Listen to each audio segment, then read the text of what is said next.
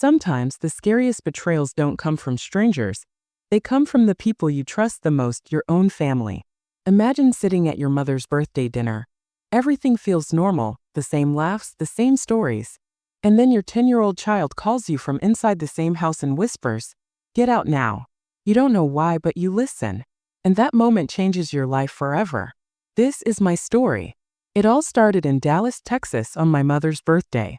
At first glance, nothing seemed unusual. The house smelled of baked fruit tart, my mom's go-to dessert whenever she wanted to look effortless but still show off.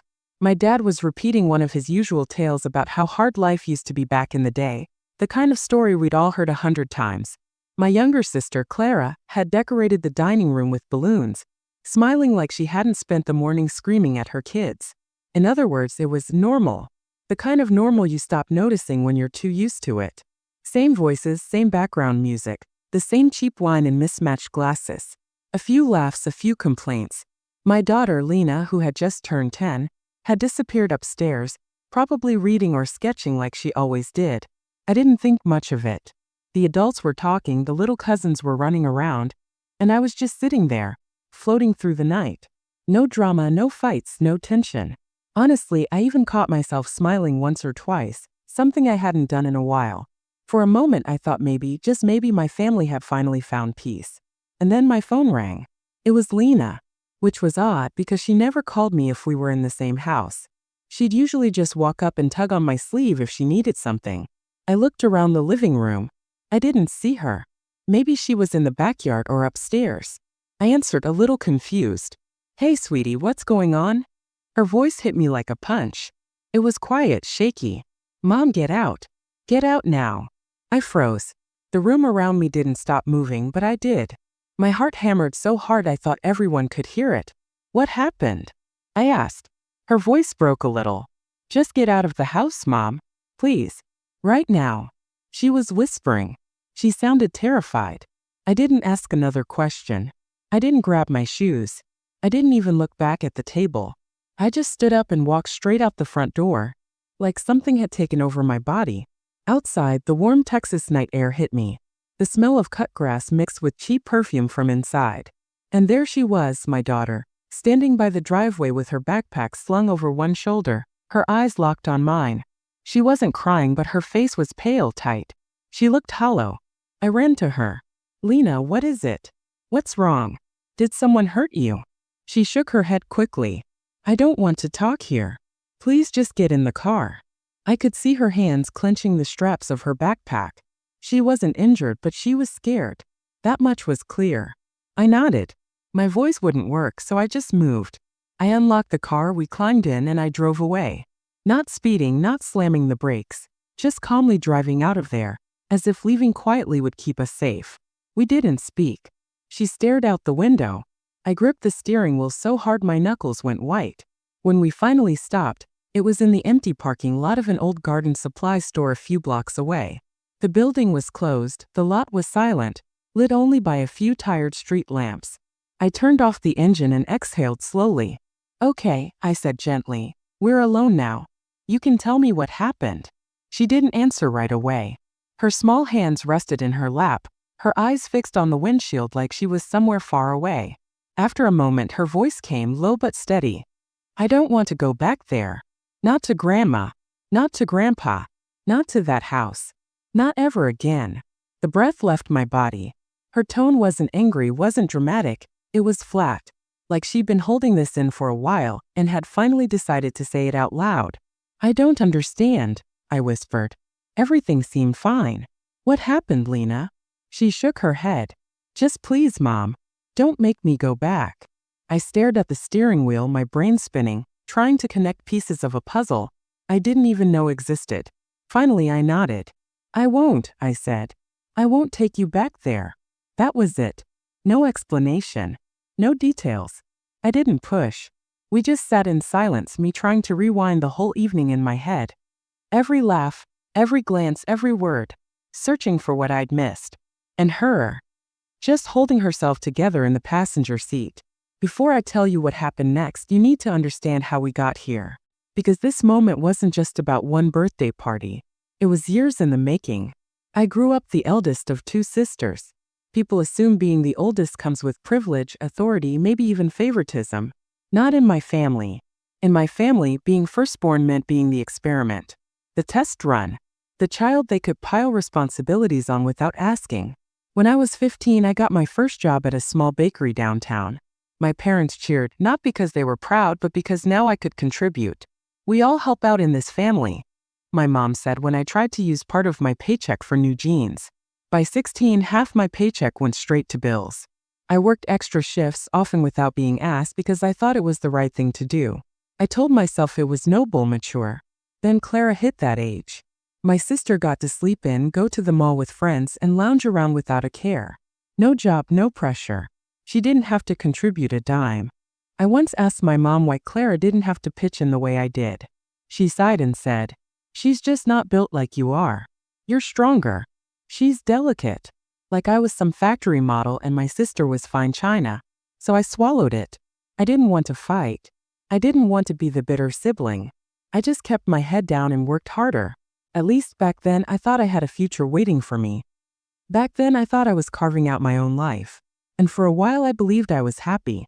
I got married young, too young looking back now. His name was Ethan. He was charming in that quiet, easygoing way that makes you believe he'll never hurt you. The kind of guy who laughs softly, never raises his voice, never makes a scene. That's what I thought. We settled into married life in Houston, not far from where I grew up. I worked hard building my career, long hours, solid paycheck, a reputation that made me proud. Ethan, though he worked part-time, said he wanted to spend more time at home. Said I was better at the career stuff anyway. At the time it made sense. I wanted to believe it was teamwork. But imbalance has a way of sneaking up on you. What feels fair at first slowly turns into weight you don't realize you're carrying until your knees start to buckle. Ethan became short-tempered, withdrawn. He snapped at small things. The air around him grew tense, sharp, like walking barefoot across cracked glass. You didn't know which step might cut you. It wasn't just me. It spilled into his relationship with our daughter Lena. He didn't hit. He didn't leave bruises. But there were slammed doors, raised voices, long silences heavy enough to crush a child's spirit. Words muttered low, just quiet enough that he could deny them later. I tried to excuse it. Stress, money, life. Until the bottle. He threw it across the room one night. It smashed against the wall, shards flying. It didn't hit anyone. He swore he hadn't meant to. But Lena was standing in the hallway when it shattered. She flinched so violently she dropped the mug she was holding. Something in me cracked. I didn't wait to see what might come next. I packed a bag, grabbed Lena, and walked out. I left Ethan behind without looking back. But I didn't have many places to go. So I did the one thing I swore I'd never do again. I went home. Back to my parents' house. First it looked like help. My parents welcomed us, at least on the surface. But help from them was never free. By moving back in, I had to give up my career.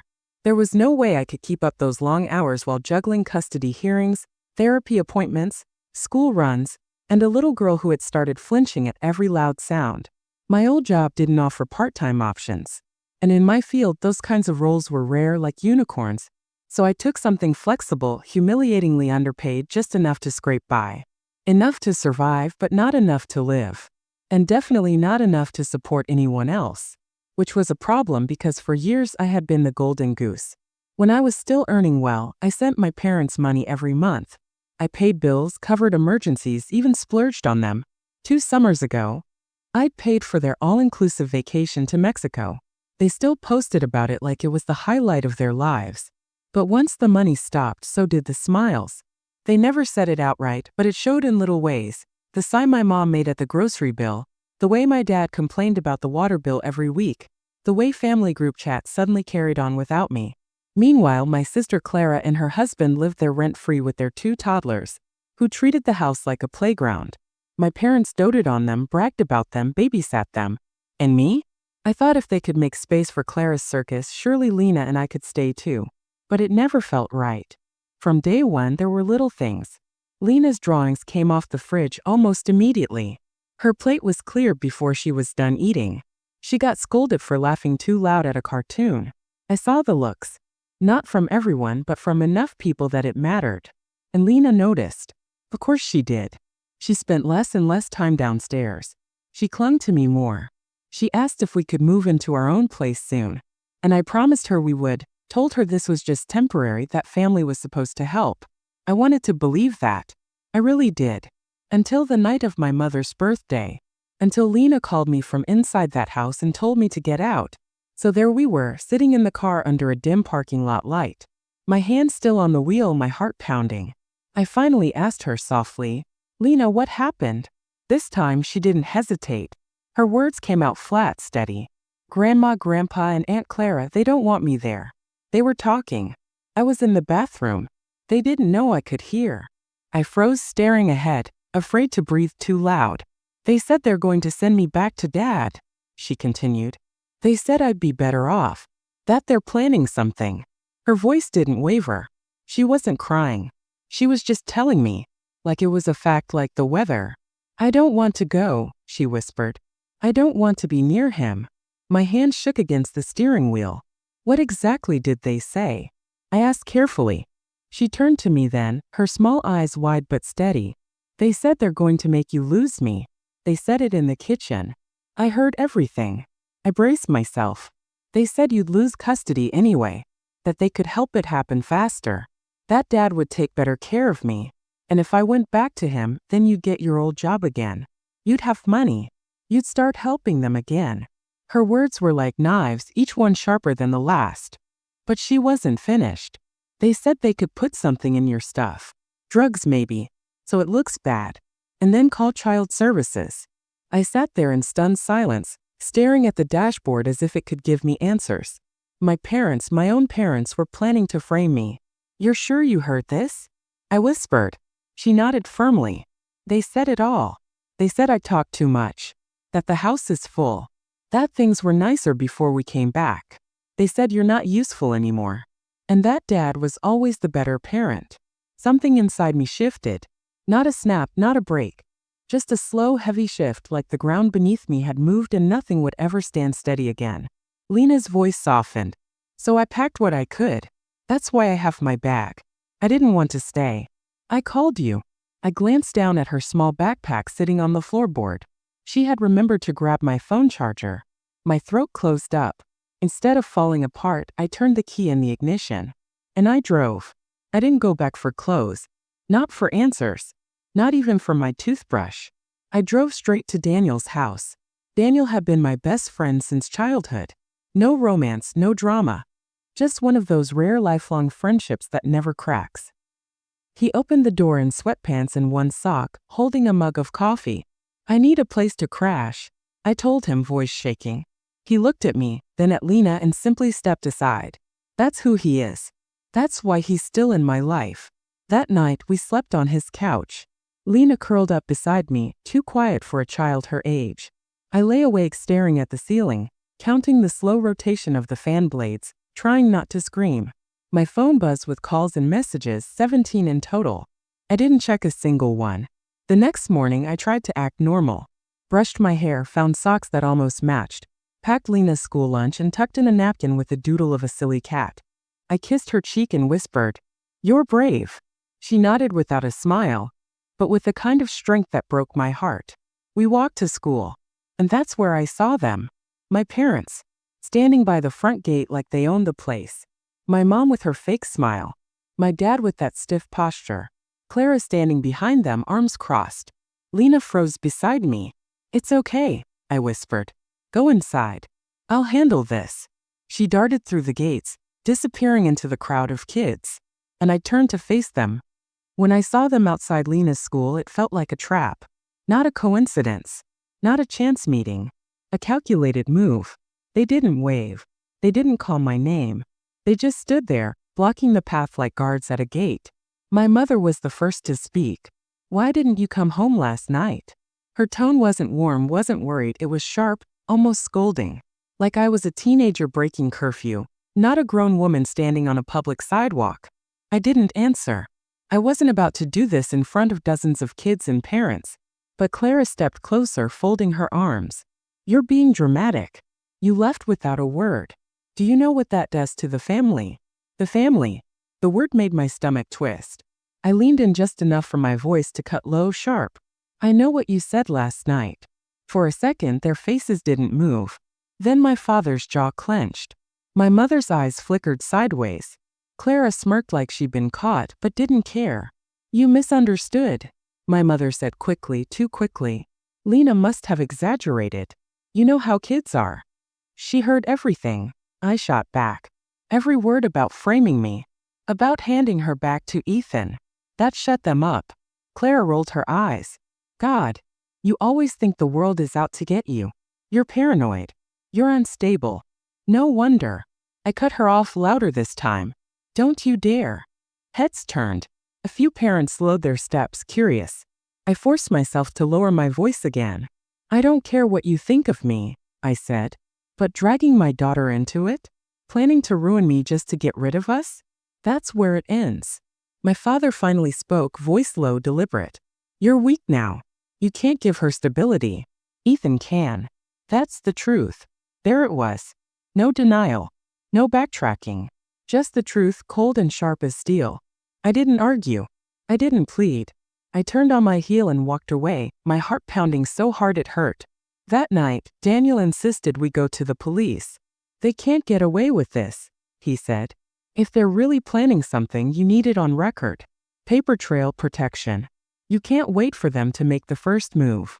I wanted to argue. I wanted to believe I could handle it quietly. But when I looked at Lena, curled up with her sketchbook on the couch, I knew he was right. So I went. I sat in a beige room under fluorescent lights, hands trembling as I told an officer what my daughter had overheard. They listened politely, nodding. But I could see it in their eyes, suspicion. Doubt. Did I have proof? Had I recorded anything? Was there a witness besides Lena? No. They made notes. Promised to follow up. But I walked out knowing it wasn't enough. Words alone rarely are. And I was right, because 2 days later it happened. I came home from dropping Lena at school to find a white sedan idling near Daniel's house. Inside, 2 people in plain clothes stepped out, flashing badges. Child Protective Services. The words felt like a punch to the chest. They asked to come inside. Asked if Lena's room was clean. Asked if we had enough food. Asked about my job, my income, my support network. I answered everything, hands clenched so tight my nails dug into my palms. Then they asked if I'd ever used drugs. No, I said, my voice flat. Never. But their eyes told me they weren't sure. I knew then. My parents, or maybe Ethan, had already started. Maybe they hadn't planted anything yet. Maybe they just made calls, whispered lies. Either way, CPS doesn't just show up out of nowhere. Someone had reported me. When they left, Lena came out of her room, pale and small. Are they taking me? She whispered. Not today, I said, pulling her close. Not ever. But I didn't believe my own words. That night, I sat at Daniel's kitchen table, head in my hands. He poured me coffee I couldn't drink. They're trying to break you, he said quietly. They know you're already stretched thin. They're betting you'll slip. But you can't. Not now. I wanted to scream that I was slipping already, that every hour felt like walking on thin ice, waiting for the crack. But I didn't. I just nodded, because he was right. The next day Ethan called. I almost didn't answer. But something in me wanted to hear his voice, to confirm my worst fear. Looks like you're in trouble, he said smoothly, not even pretending to hide his satisfaction. CPS called me. Said there were concerns about Lena's living situation. My throat went dry. You're behind this. He chuckled. Not directly. But let's be real. Everyone knows you're unstable. Everyone knows you can't provide. The smart thing to do is stop fighting. Let me take her. You'll get your life back. And she'll be safe. Safe. That word coming from him felt like poison. I hung up before I could scream. After that, things escalated fast. CPS came back again. Asked more questions. Searched the house. My parents stopped calling me directly, but I knew they were feeding Ethan. Claire posted thinly veiled barbs on Facebook about some people who can't handle responsibility. And through it all, Lena grew quieter. She stopped drawing. She stopped laughing. She slept curled against me like she was afraid I'd disappear in the night. One evening she finally spoke. Mom, if they make me go back to Dad, will you still come see me? Her voice cracked. Just a little. I held her so tight she squirmed. I will never let that happen, I whispered. But deep down, I didn't know how I was going to keep that promise. Then one night something changed. Daniel came home late, carrying an envelope. "This was in your parents' trash," he said quietly. He spread the contents on the table. Printouts, emails, copies of bank transfers, notes in my mother's handwriting. All of it pointed to one thing: a coordinated effort to discredit me. There was even a draft email to CPS, accusing me of neglect and drug abuse. Words like erratic, unstable, unsafe environment. And Ethan's name was all over it. They weren't just talking anymore. They were acting, planning, documenting. But now so was I. I scanned everything, saved copies in 3 different places, sent one to a lawyer Daniel knew.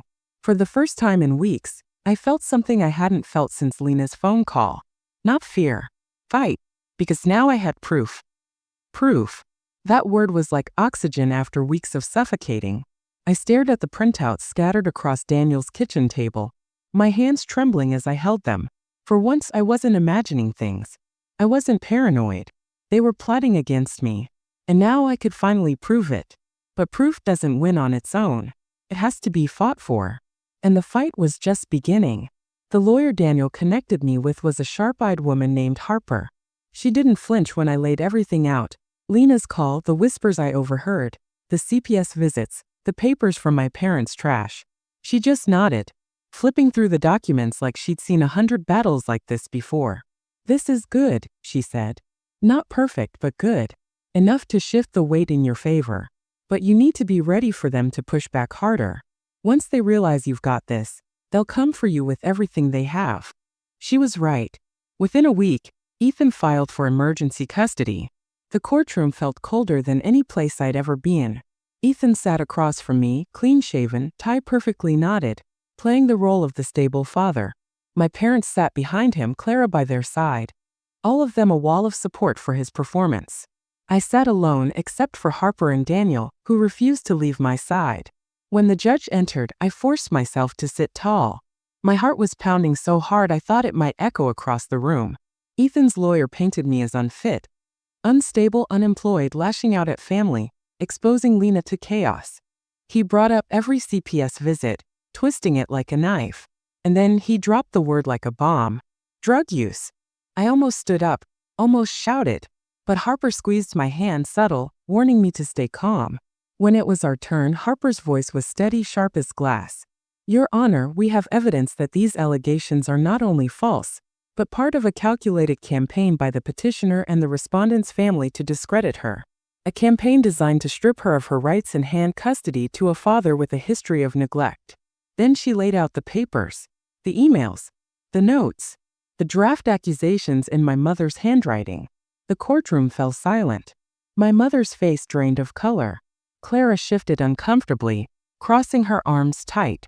Ethan's jaw tightened, but he tried to keep the smug mask in place. The judge read every page, expression unreadable. And for the first time in weeks I felt the scales tip. But it wasn't over. Ethan demanded to testify. He leaned forward, eyes locked on me. "She's making this up. She's always been unstable. She's desperate, and she'll say anything to keep Lena. But Lena deserves better. She deserves safety. She deserves me." His words were poison, but rehearsed poison. He believed if he repeated them enough, they'd sound like truth. But then Harper called me to the stand. I told everything. Calm, clear, every detail. Not just about Ethan, about my parents, about the night Lena overheard them. And when my voice shook, I looked at my daughter, sitting quietly with a guardian ad litem in the back of the room. Her big eyes locked on me, silently begging me not to break. I didn't. The judge didn't rule that day.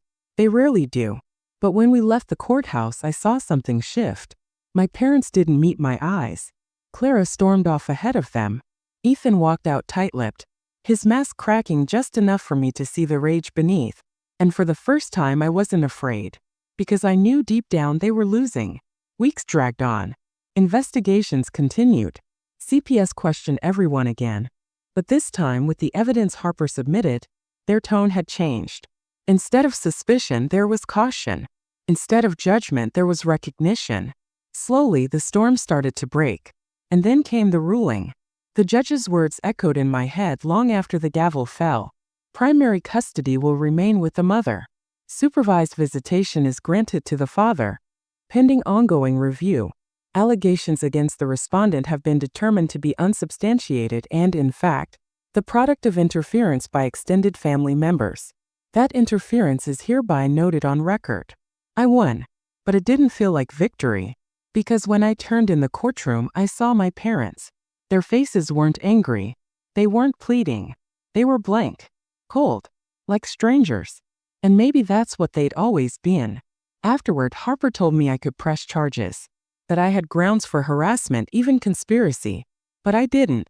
I was tired of fighting battles that cut me open just to prove I could bleed. Instead, I built walls. Daniel changed the locks. I changed my number. Lena and I stayed quiet, close. She started drawing again. Bright colors, little houses, figures holding hands. Slowly, her laughter returned. And one night, as I tucked her in, she whispered, "You didn't let them take me." I kissed her forehead, blinking back tears. "Never," I said. And this time I believed it.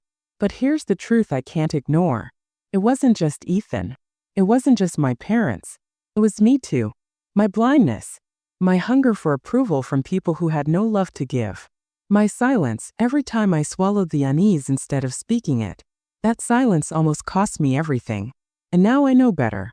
Family isn't blood. Family isn't the people who smile for neighbors while sharpening knives behind closed doors. Family is the ones who stay when the world falls apart. Family is the child who whispers thank you in the dark. Family is Daniel setting coffee in front of me at midnight, refusing to let me fight alone. The rest? They're just ghosts I've buried. And they'll never touch us again.